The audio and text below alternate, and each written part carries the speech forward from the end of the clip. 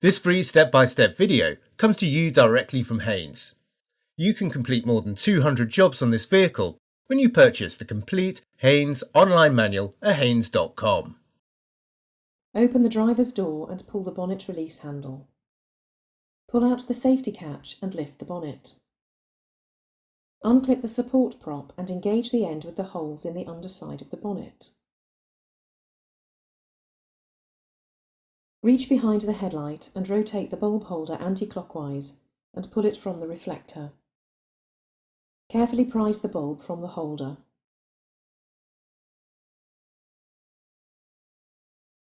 Taking care not to touch the bulb glass with bare skin, align the locating lug on the bulb flange with the holder, then press the contacts into the holder terminals. Insert the bulb and holder into the reflector, then rotate it clockwise to secure. Reach behind the headlight and rotate the bulb holder anti-clockwise and pull it from the reflector. Depress the clip and disconnect the wiring plug. Note that the bulb is integral with the holder. Taking care not to touch the bulb glass with bare skin, connect the wiring plug to the bulb holder.